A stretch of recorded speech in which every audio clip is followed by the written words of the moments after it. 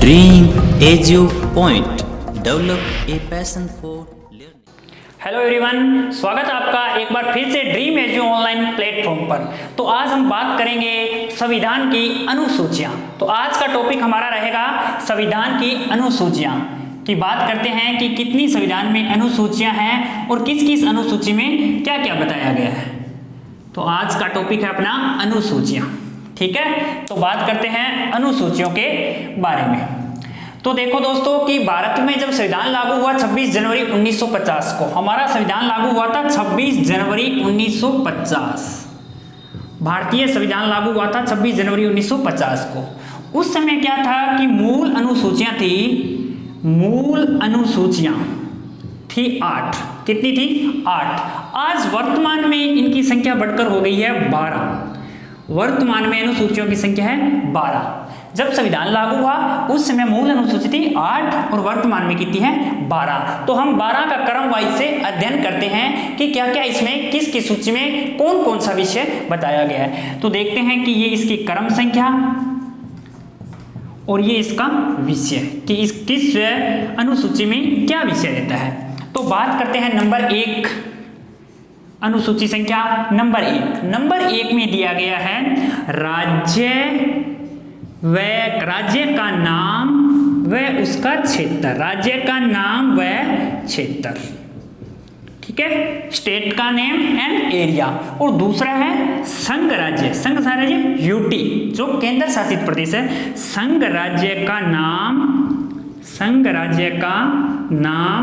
व क्षेत्र।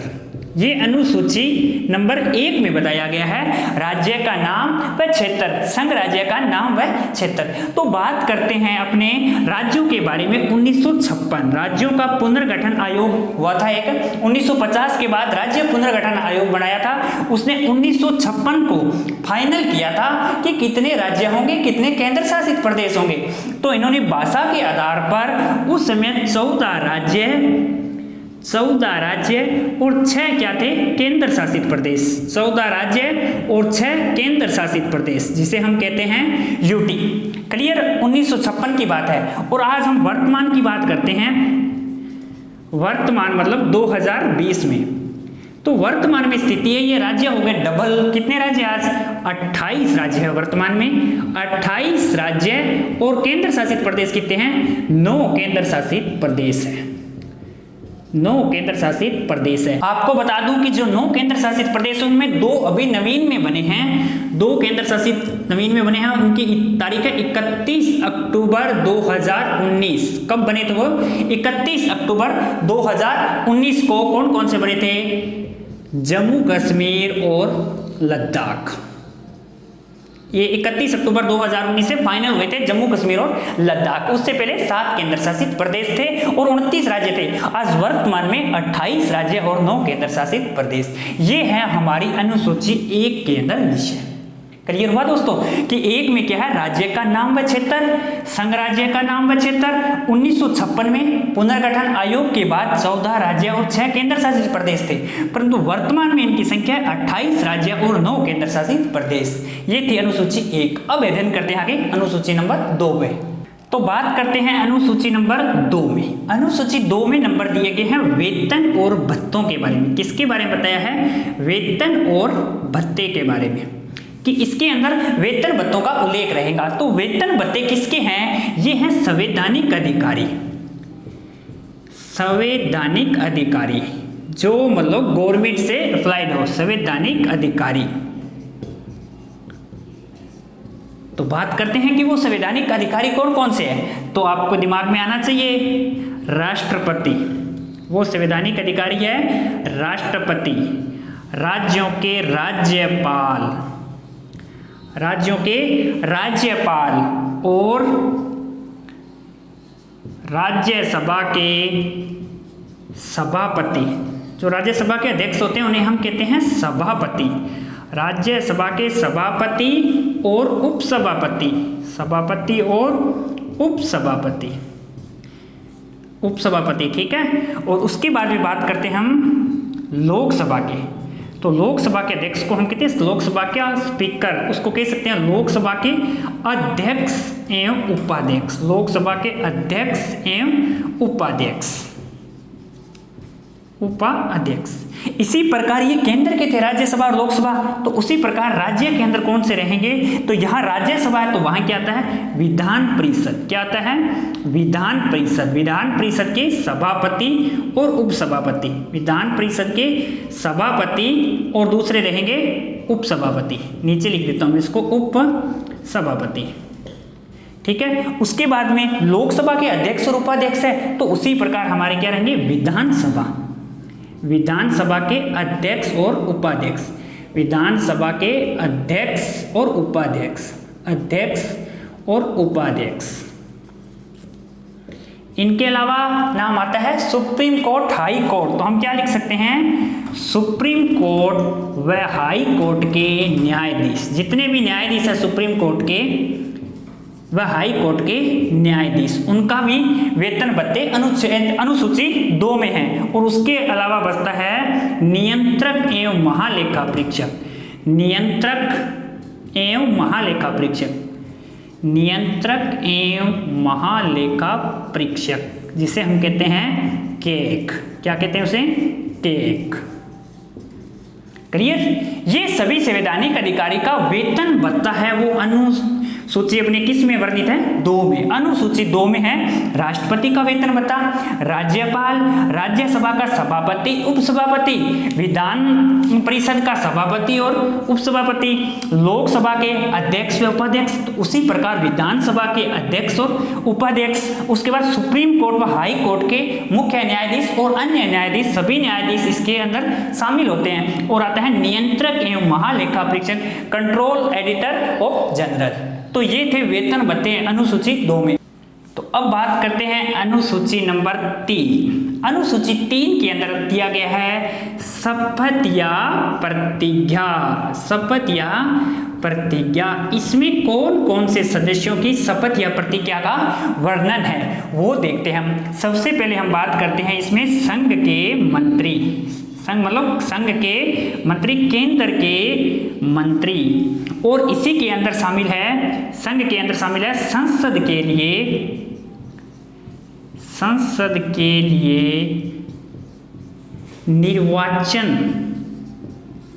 निर्वाचन हेतु अभ्यर्थी। इनकी शपथ भी इसमें उल्लेख है, निर्वाचन हेतु अभ्यर्थी। क्लियर। उसी प्रकार संघ के मंत्री है तो उसी प्रकार क्या होंगे राज्य के मंत्री, संघ के मंत्री तो राज्य के मंत्री। और यहाँ संसद आई है तो राज्य के लिए क्या आता है विधानमंडल, जिसमें विधान परिषद और विधानसभा दोनों शामिल होती है। विधानमंडल के लिए निर्वाचन हेतु अभ्यर्थी। ठीक है, सेम ही है इनकी शपथ और विषय का।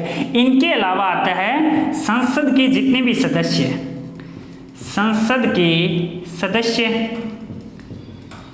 के सदस्य और उसके बाद क्या आता है संसद के आगे तो क्या आएगा विधानमंडल के भी सदस्य, विधानमंडल के सदस्य। और एक आता है जो अभी हमने पढ़ा था keg, controller auditor of general, नियंत्रक एवं महालेखा परीक्षक केग। उसके बाद हम बात करते हैं सुप्रीम कोर्ट व हाई कोर्ट के न्यायाधीश, सुप्रीम कोर्ट व हाई कोर्ट के न्यायाधीश। इनकी शपथ का भी उल्लेख कहाँ पे किया गया है अनुसूची नंबर 3 में। तो हम बात करते हैं इसमें अनुसूची में शपथ या प्रतिज्ञा कौन कौन से सदस्य लेते हैं। संघ के मंत्री जो केंद्र सरकार के मंत्री है, और संसद के लिए निर्वाचन हेतु अभ्यर्थी, मतलब संसद यानी राज्यसभा और लोकसभा का जब चुनाव के लिए जो अभ्यर्थी नामांकन निर्वाचन के लिए अपना फॉर्म भरेगा उसके बाद उसे शपथ या प्रतिज्ञा का उसका उल्लेख है वो अनुसूची नंबर कितनी है 3 में है। उसी प्रकार राज्य के मंत्री, उसी प्रकार विधानमंडल के लिए जिस प्रकार संसद थी, संसद में राज्यसभा और लोकसभा उसके अंग है, तो विधानमंडल के अंग होंगे उसके विधानसभा और विधान परिषद। उसके बाद संसद के सदस्य यानी एमपी सांसद, और विधानमंडल के सदस्य एमएलए यानी विधायक। उसके बाद सीजे के नियंत्रक एवं महालेखा परीक्षक के सदस्य व इसके मुख्य अध्यक्ष, और उसके बाद में सुप्रीम कोर्ट व हाई कोर्ट के न्यायाधीश। इन सभी की शपथ या प्रतिज्ञा हमारे पास अनुसूची नंबर 3 में है। अब हम आगे बात करते हैं अनुसूची 4 में कौन सा विषय है। अब हम बात करते हैं अनुसूची नंबर 4। इसी क्रम संख्या को हम यहाँ पे ऊपर लिख लेते हैं अनुसूची, ताकि आपको याद रहे अनुसूची, ठीक है ना। अनुसूची, तो अनुसूची 4 में क्या है दोस्तों? अनुसूची 4 में है राज्य एवं संघ शासित प्रदेश। राज्य एवं संघ शासित प्रदेश के लिए, संघ शासित प्रदेश के लिए, संघ शासित प्रदेश के लिए राज्यसभा सीटों का बंटवारा। राज्यसभा की सीटों का बंटवारा, राज्यसभा की सीटों का बंटवारा, ये अनुसूची नंबर है 4 में, ठीक है। देखो राज्य एवं संघ शासित प्रदेश, राज्य का मतलब आज राज्य हमारे कितने हैं? 28। कितने राज्य हैं? 28। और संघ शासित प्रदेश कितने हमारे? 9। संघ शासित प्रदेश कितने हैं? 9। जबकि 28 राज्यों में से सीट होती है इसकी 225। कितनी सीट होती है? 225 प्लस 9 राज्य में से ओनली वो 3 ही ऐसे राज्य हैं जहां से राज्यसभा का सीटों का निर्वाचन होता है। वो कौन कौन से? देखो दोस्तों, दिल्ली, पौंडीचेरी, और एक अभी जो नया बना है आपको पता है वो है जेके, जम्मू कश्मीर। क्लियर। यहां से तीनों से सीटें निकलती है 8 सीटें। कितनी सीटें इनकी? 8। तो टोटल सीटें कितनी है दोस्तों? 233।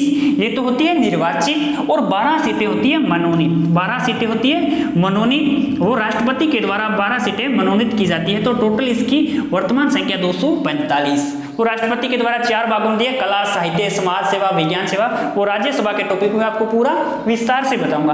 तो यहाँ अनुसूची 4 में क्या है दोस्तों विषय? राज्य एवं संघ शासित प्रदेश के लिए राज्यसभा की सीटों का बंटवारा। किस चीज की है? राज्यसभा की सीटों का बंटवारा। 28 राज्य और 9 केंद्र शासित प्रदेशों की सीटें हैं। 225 प्लस 8 बराबर 233। ये था दोस्तों अनुसूची 4। अब हम बात करते हैं अनुसूची 5। अनुसूची 5 में क्या है? इसमें SC व ST जाति, SC व ST जाति के लिए विशेष उपवन। इसमें क्या है? इनके लिए क्या है? विशेष उपवन यानी इनका प्रशासन, उपवन यानी इनका प्रशासन। ये क्या है कि SC यानी अनुसूचित जाति, ST यानी अनुसूचित जनजाति क्षेत्रों के लिए, उनके जो SC और ST की जाति है उनके विशेष क्षेत्रों के लिए एक विशेष प्रावधान दिया गया है अनुसूची 5 में। ध्यान रखना, अनुसूची 5 के अंदर है SC व ST क्षेत्र के लिए या उन जाति समुदाय के लिए एक विशेष उपवन प्रशासन दिए गए हैं नंबर 5 में। तो बात करते हैं अनुसूची नंबर 6 के बारे में। अनुसूची 6 में क्या है? इसमें एक ट्रिक याद रखना दोस्तों, ममता। याद रह जाएगा ना, ममता। M का मतलब मेघालय, और दूसरे M का मतलब मिजोरम, और T का मतलब दोस्तों त्रिपुरा, और A का मतलब असम। इन 4 राज्यों के जनजातीय क्षेत्रों के लिए, जनजातीय क्षेत्रों के लिए विशेष प्रावधान है। जनजातीय क्षेत्रों के लिए विशेष प्रावधान है। इन चारों के लिए क्या है? विशेष प्रावधान।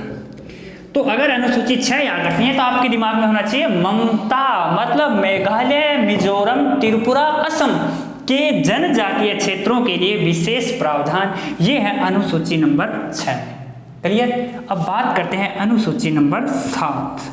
7 में क्या है? अनुसूची 7 में शक्तियों का विभाजन। अनुसूची 7 क्या कहती है? शक्तियों का विभाजन। तो हमारे भारतीय संविधान में 3 सूचियां हैं। भारतीय संविधान में 3 सूचियां हैं, जो कौन कौन सी आपको याद होगा? संघ सूची, लिखते ही पता चल रहा है ना, संघ सूची, राज्य सूची और समवर्ती सूची। राज्य सूची और संघ सूची और समवर्ती सूची। संघ का मतलब केंद्र, क्लियर। राज्य मतलब राज्य, और समवर्ती सूची मतलब केंद्र और राज्य दोनों मिलकर जो कानून बनाएंगे, जो विषय बनाएंगे, वो समवर्ती सूची में आएंगे। तो देखो, संघ सूची के अंदर मूल विषय थे 97, मूल विषय थे संघ सूची में 97, और राज्य सूची में मूल विषय थे 66, और समवर्ती में मूल विषय थे 47। क्लियर हो गया। संघ सूची में मूल विषय थे 97, राज्य सूची में 66, समवर्ती सूची में 47। परंतु आज वर्तमान में, या उसे हम कह सकते हैं गणना की दृष्टि से, कह सकते हैं गणना की दृष्टि से आज, तो गणना की दृष्टि से हम 100 मानते हैं। वैसे 97 है शेमोल, उसके पार्ट आगे भाग बनाया है। गणना की दृष्टि से 100, राज्य सूची के घटकर हो जाते हैं 61 और समवर्ती सूची के होते हैं 52। क्लियर हुआ दोस्तों। ये मैं आपको बताता हूं कि इसमें क्या हुआ है। इसमें क्या हुआ है कि राज्य सूची में 42वां संविधान संशोधन, इसके बारे में चर्चा करते हैं अपने। 42वां संविधान संशोधन, 42वां संविधान संशोधन कब हुआ दोस्तों? 1976 को। क्या हुआ? 1976 को। इसकी 4 चीजें और एक नई चीज समवर्ती सूची में जोड़ दी गई, ताकि वहां से तो ये हो गई 52 और इसमें से 5 घट गई, तो ये कितनी होगी? 61। उन सूचियों को जोड़ दिया। वो कौन कौन से हैं? वो है वन्य जीव, बाट माप और है शिक्षा। ये 4 चीज थी। और एक नई विषय जोड़ा था, परिवार नियोजन। नया विषय जोड़ा था उसमें, परिवार नियोजन। परिवार नियोजन। ये 5 विषय क्या किए गए? राज्य सूची से हटा के कहां जोड़ दिए गए दोस्तों? समवर्ती सूची में। तो समवर्ती सूची की संख्या हो गई 52, राज्य सूची की संख्या है 61।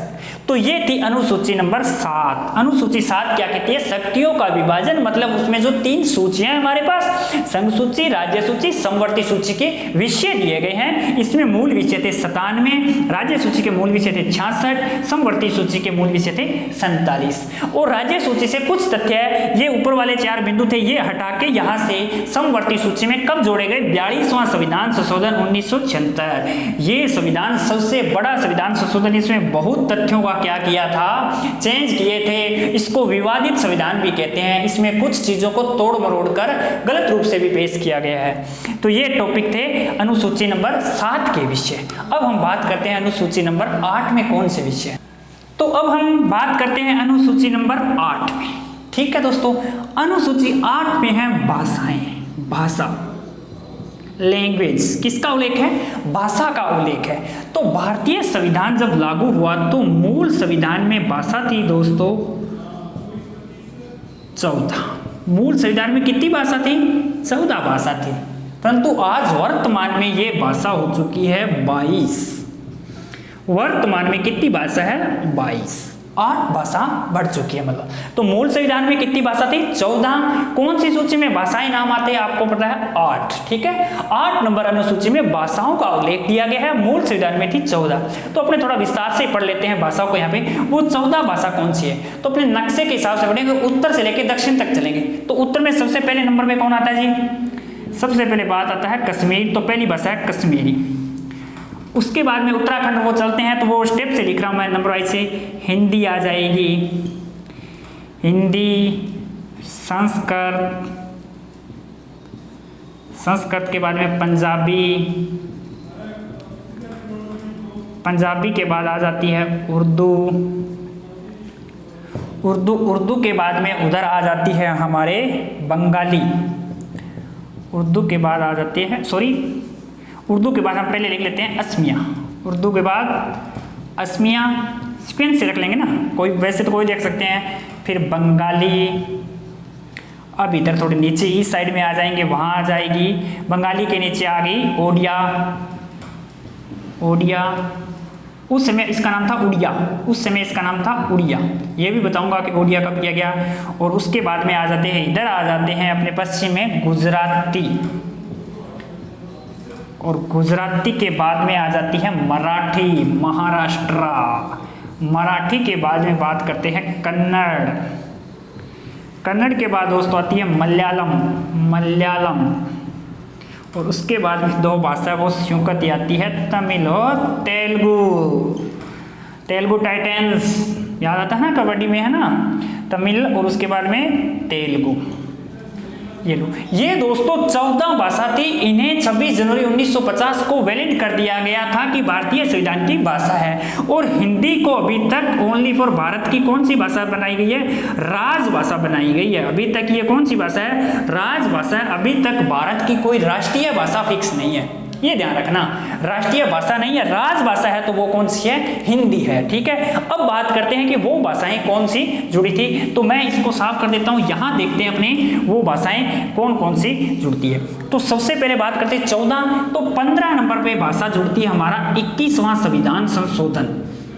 21वां संविधान संशोधन 1967 कब हुआ था, 1967 को। और 15वीं भाषा जोड़ी थी सिंधी। कौन सी जोड़ी दोस्तों, सिंधी, ध्यान रखना। 15वीं भाषा अपनी कौन सी है, सिंधी। 16, 17, 18, ठीक है, 3 भाषा जोड़ी गई थी, उनको आप याद रखोगे, नमक याद रह जाएगा।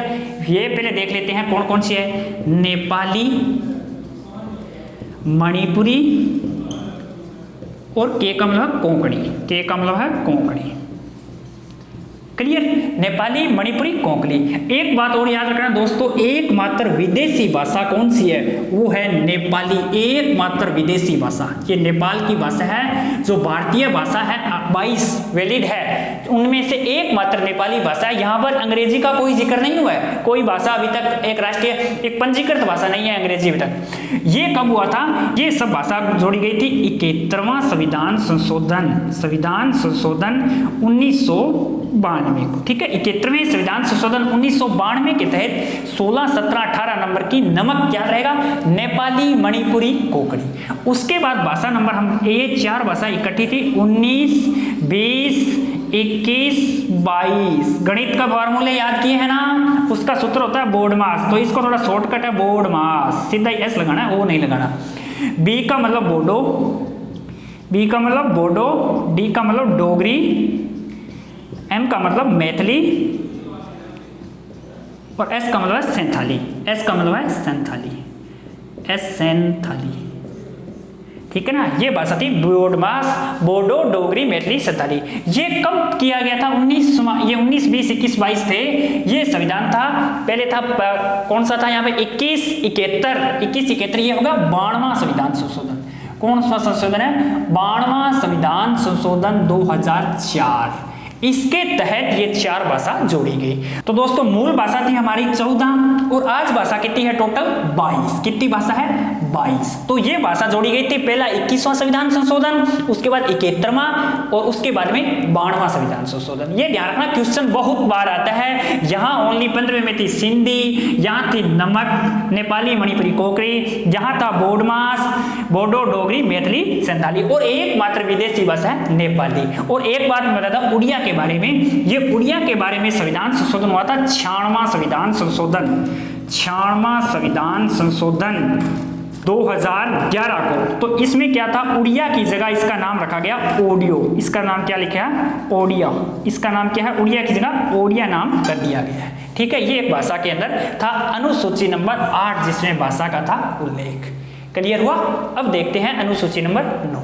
तो दोस्तों बात करते हैं अनुसूची नंबर 9 के अंदर क्या है, ये बहुत ही इंपॉर्टेंट है, भू सुधार अधिनियम, भू सुधार कानून या भूमि सुधार कानून हम कह सकते हैं।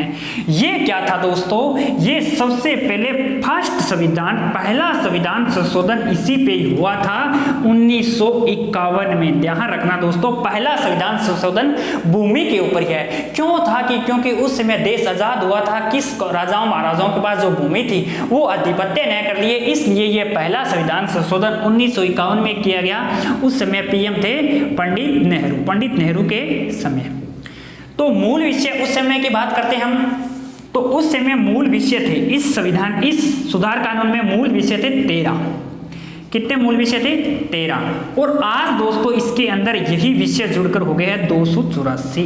ध्यान रखना, भूमि सुधार कानून प्रथम संविधान संशोधन किया गया पंडित नेहरू के समय, उसमें मूल विषय थे 13, वर्तमान में 284 अनुसूची नंबर 9 में। इसमें एक खास बात और बता दे सकता हूं, ये एकमात्र ऐसी अनुसूची है, एकमात्र ऐसी अनुसूची जिसमें सुप्रीम कोर्ट दखल नहीं दे सकती, सुप्रीम कोर्ट हस्तक्षेप नहीं कर सकती, हस्तक्षेप नहीं कर सकती। पर उसका भी कुछ रीजन है। वो रीजन क्या है दोस्तों, 1973 सुप्रीम कोर्ट ने एक आदेश दिया है कि 1973 से पूर्व में जो विषय थे इस कानून में जो पूर्व के विषय है उस पर सुप्रीम कोर्ट रियली में भी हस्तक्षेप नहीं कर सकती, हस्तक्षेप नहीं कर सकती, नहीं कर सकती। उसके बाद के बाद इस 1973 के बाद जो भी विषय बने हैं उसमें हस्तक्षेप कर सकती है, ध्यान रखना, यही इंपॉर्टेंट बात है इसकी, ठीक है ना। कि क्या है, ये एकमात्र ऐसी अनुसूची है जिसके अंदर सुप्रीम कोर्ट दखल नहीं दे सकती, हस्तक्षेप नहीं कर सकती। क्यों? क्योंकि 1973 से पहले जो उसमें विषय बनाए गए थे, जोड़े गए थे, वो उस समय के हिसाब से उनमें परिवर्तन किया गया था, उसमें अब सुप्रीम कोर्ट कुछ भी नहीं कर सकती। हाँ, 1973 के बाद जो भी विषय जुड़े हैं उनके अंदर सुप्रीम कोर्ट हस्तक्षेप कर सकती है, उस पर निरीक्षण कर सकती है। ये ध्यान रखना, क्वेश्चन आ सकता है कि एकमात्र ऐसी अनुसूची जिसमें सुप्रीम कोर्ट हस्तक्षेप नहीं कर सकती, उसकी भी शर्त है 1973।